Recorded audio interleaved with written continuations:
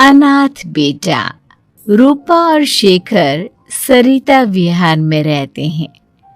वो अपनी जिंदगी में बेहद खुश होते हैं। दोनों का शौर्य नाम का एक बेटा भी होता है, जिस पर दोनों ही अपनी जान छिड़कते हैं। शेखर, अब तो आप शौर्य को अपनी गोद से नीचे उतार दीजिए, उसके सोने का टाइम हो रहा है। नहीं रूपा, इसे मेरे पास ही रहने दो प्लीज। मैं थोड़ी देर में इसे बिस्तर में सुला दूंगा। लेकिन कल सुबह आपकी ऑफिस में मीटिंग भी तो है ना, और इसके लिए आपको कल जल्दी भी तो निकलना होगा। जाइए, आप भी जाकर सो जाइए। क्या यार, अभी तो मेरी गोद में आया था मेरा बेटा और तुम उसे लेकर जा रही हो। बाद में कर लेना अपने बेटे से प्यार, अभी जाकर सो जाइए। रूपा शेखर से शौर्य को ले रही होती है कि तभी शौर्य रोने लगता है। शौर्य को रोता देखकर रूपा उसे फिर से शेखर को थमा देती है। आपका बेटा ना एक नंबर का नौटंकी है, बिल्कुल आप पर गया है वो। साफ बोलो ना, तुम्हें जलन होती है हम दोनों बाप बेटे का प्यार देखकर।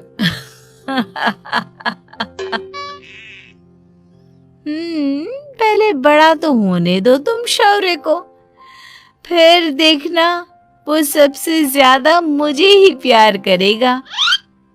देखते हैं। ऐसे ही दिन बीतते चले जाते हैं और एक दिन कैंसर की बीमारी के चलते रूपा की मौत हो जाती है। अब शौर्य 3 साल का हो चुका होता है, जिसके कारण उसकी दादी शेखर पर दूसरी शादी का दबाव बनाने लगती है। शेखर, शौर्य अभी बहुत छोटा है और उसे इस समय एक माँ के प्यार की बहुत जरूरत है। माँ, मुझे दूसरी शादी नहीं करनी। क्या पता जो दूसरी औरत आएगी वो मेरे बेटे को एक माँ का प्यार दे या ना दे। तो रूपा की छोटी बहन वैशाली से ही शादी क्यों नहीं कर लेता? वो तो शौर्य को एक माँ का प्यार पूरा दे सकती है ना। मैंने कहा ना माँ, मुझे दूसरी शादी नहीं करनी, और अपनी ही पत्नी के बहन से तो हरगिज नहीं। ऊपर से अगर रूपा देख रही होगी तो वो क्या सोचेगी? अपने लिए ना सही, लेकिन तुझे शौर्य के लिए तो शादी करनी ही पड़ेगी ना बेटा। शेखर कुछ कहता उससे पहले ही अंजुमन उसे रूपा की कसम दे देती है, जिसके आगे मजबूर होकर शेखर शादी के लिए हामी भर देता है। देखो वैशाली, मैंने तुमसे शादी सिर्फ अपने बच्चे के लिए की है। मैं चाहता हूं कि तुम उसे एक माँ का भरपूर प्यार दो। शौर्य, आपके साथ साथ मेरा भी कुछ लगता है। अगर आप मुझसे शादी नहीं भी करते, तब भी मेरा प्यार शौर्य के लिए कभी कम या ज्यादा नहीं होता। शादी के कुछ दिनों बाद ही शेखर की माँ की भी मौत हो जाती है। वैशाली शौर्य को एक माँ से भी बढ़कर प्यार देती है। शौर्य को लेकर वैशाली का यूं निस्वार्थ प्यार देखकर शेखर को भी उससे प्यार हो जाता है और कुछ सालों बाद शेखर और वैशाली का भी लड़का हो जाता है। लेकिन इसके बाद वैशाली का शौर्य को लेकर बर्ताव बदलने लगता है। वैशाली, मैं देख रहा हूं तुम आजकल शौर्य का जरा भी ध्यान नहीं रख रही हो। मुझे पता नहीं था कि आदित्य के होने के बाद तुम इतना बदल जाओगी। आदित्य मेरा अपना सगा खून है और शौर्य दीदी का। फिर मैं दोनों में अंतर कैसे नहीं करूं? माँ भले ही दोनों की अलग अलग है, लेकिन पिता तो एक है ना। अगर मुझे पहले पता होता कि तुम इतनी जल्दी बदल जाओगी तो मैं कभी तुमसे शादी ही नहीं करता। हाँ, तो किसने कहा था आपसे मुझसे शादी करने के लिए? मैं थोड़ी ना आई थी आपके पास। आपकी माँ ही आई थी मेरे घर आपका रिश्ता लेकर। वैशाली, मुझे तुमसे ऐसी उम्मीद नहीं थी।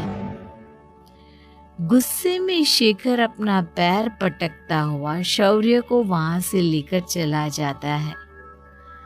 पापा, मम्मा मुझसे प्यार क्यों नहीं करती?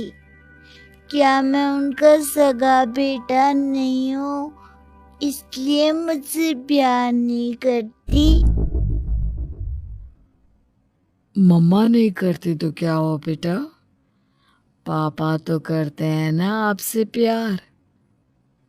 कुछ दिनों के बाद, आज तुझे खाना पीना कुछ नहीं मिलेगा।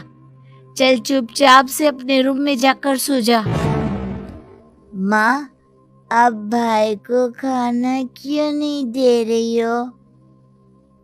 बेटा, तू आराम से खाना खा। इस नालायक की चिंता मत कर। एक दिन खाना नहीं खाएगा तो मर नहीं जाएगा ये। अगर भैया नहीं खाएंगे तो मैं भी नहीं खाऊंगा। तू अपने भाई का भक्त क्यों बन रहा है? ये तेरा सौतेला भाई है, सगा नहीं जो तू लक्ष्मण बन रहा है।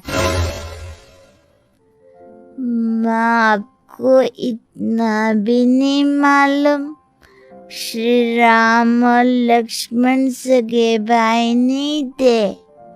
श्री राम माता कौशल्या और लक्ष्मण माता सुमित्रा की कोख से जन्मे थे। दोनों की सिर्फ पिता एक थे, लेकिन माँ अलग थी। मुझे ज्यादा ज्ञान देने की जरूरत नहीं है। ये सतयुग और त्रेता युग नहीं है, समझे?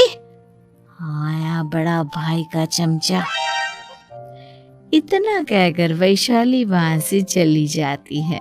जिसके कुछ टाइम बाद शेखर वहां आता है और आदित्य उसे सारी बात बताता है। मुझे माफ कर दो शौर्य, तुम्हारी माँ के जाने के बाद मुझे दूसरी शादी का फैसला करना ही नहीं चाहिए था। अगर मैं दूसरी शादी नहीं करता तो शायद आज तुम्हारी ये हालत ना होती। नहीं पापा, अगर आप शादी नहीं करते तो मुझे आदित्य जैसा छोटा भाई कभी नहीं मिलता। थैंक यू मुझे इतना अच्छा भाई देने के लिए। तुम दोनों हमेशा ऐसे ही साथ रहना, फिर कोई भी तुम दोनों का कुछ नहीं बिगाड़ पाएगा। चलो, मैं तुम दोनों को आइसक्रीम खिला कर लाता हूँ, बहुत भूख लग रही है ना। शेखर शौर्य और आदित्य को आइसक्रीम दिलाने लेकर जाता है। वो दोनों को पार्क में खड़ा करके आइसक्रीम लेने जा ही रहा होता है, तभी तेज रफ्तार से आती हुई एक गाड़ी उसे कुचल देती है और उसी पल शेखर की मौत हो जाती है, जिसके बाद शौर्य की जिंदगी नर्क से भी बदतर हो जाती है। सुन रे चिरकुट, इस घर के किसी भी सामान को मेरी मर्जी के बगैर हाथ मत लगाना। इन सब पर अब तेरा कोई हक नहीं है, समझा? ठीक है माँ, मैं आपकी इजाजत के बगैर किसी चीज को हाथ नहीं लगाऊंगा। चल जाकर अब पूरे घर की सफाई कर। महज 7 साल का शौर्य वैशाली के कहने पर अपने नन्हे नन्हे हाथों से पूरे घर की सफाई करने लगता है। ऐसे ही दिन बीतने लगते हैं, लेकिन मासी से माँ बनी वैशाली को उस मासूम से बच्चे पर जरा भी तरस नहीं आता। क्यों शौर्य, ये घर में इतनी गंदगी कैसे हो रही है? ढंग से सफाई नहीं की है क्या तूने?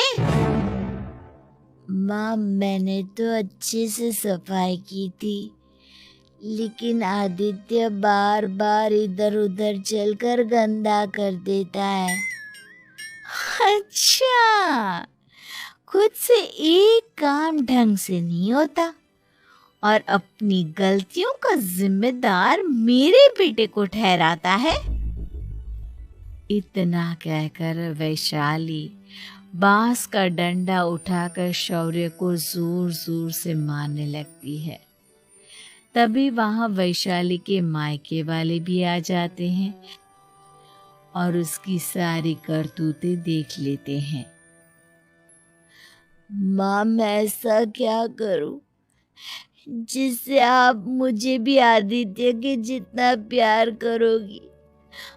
बोलिए ना माँ, मेरे क्या करने से आपके अंदर मेरे लिए ममता जागेगी? वैशाली शौर्य की एक नहीं सुनती, उसके ऊपर डंडे बरसाती जाती है। हद पार होते देख वैशाली की माँ उसका हाथ पकड़ती है और जोर से उसे थप्पड़ मारती है। यही सब करने के लिए तूने दामाद जी से शादी की थी? हमने सपने में भी तुझसे ऐसी हरकत की उम्मीद नहीं की थी। तू माँ नहीं, माँ के नाम पर एक धब्बा है। बस कीजिए माँ। आदित्य की इस दुनिया में आने से पहले मैंने इसे बहुत प्यार किया था, लेकिन अब जब मेरी खुद की औलाद है तो मैं किसी और के बच्चे से प्यार क्यों करूं? अरे नालायक औरत, जिसे तू किसी और का बच्चा कह रही है, वो तेरी खुद की सगी बहन का बच्चा है। बहन है तो क्या हुआ? मेरे अपने बच्चे से बढ़कर तो नहीं हो सकता ना ये कभी। अगर यही बात थी तो तू हमें पहले बता देती, हम शौर्य को अपने साथ ले जाते। उसे इस तरह प्रताड़ित करने की क्या जरूरत थी? अगर आपको लेकर जाना है ना तो ले जाइए इसे, मैं नहीं रोकूंगी। नहीं माँ, मुझे कहीं नहीं जाना, मुझे आपके साथ ही रहना है। मैं तेरी कोई माँ बाबा नहीं हूँ, तेरी माँ मर चुकी है, समझा? अब निकल जा मेरे घर से। माँ, अब बहुत गंदी हो, मुझे भी नहीं रहना आपके साथ, मैं भी भाई के साथ ही जाऊंगा। अरे तू क्यों जाएगा? तू तो मेरा सगा बेटा है, जाने दे इसे। हम यहाँ ऐश से रहेंगे। तुम्हारे पापा बहुत सारी जमीन जायदाद छोड़ गए हैं तुम्हारे लिए। नहीं माँ, मुझे भाई के साथ जाना है। आप अच्छी नहीं हो, आप बहुत बुरी हो। अब भाई को बहुत परेशान करती हो। देख वैशाली, तुझसे ज्यादा समझ तो इस मासूम बच्चे में है। ये तेरे बुरे कर्मों का ही नतीजा है, जो आज तेरी सगी औलाद खुद से तुझे ठुकरा रही है। आदित्य, तुझे इस शौर्य ने भड़काया है ना मेरे खिलाफ? नहीं माँ, मुझे किसी ने भड़काया नहीं, पर मैं सब देखता हूँ, सब समझता हूँ। भाई बहुत अच्छा है, वो आपकी जैसा नहीं है। चलिए नानी। इतना कहकर वैशाली के मायके वाले आदित्य और शौर्य को अपने साथ ले जाते हैं और इस तरह वैशाली बड़े से घर में अकेली पड़ जाती है। दो दो बेटों के होते हुए भी आज उसे माँ कहकर बुलाने वाला कोई नहीं होता।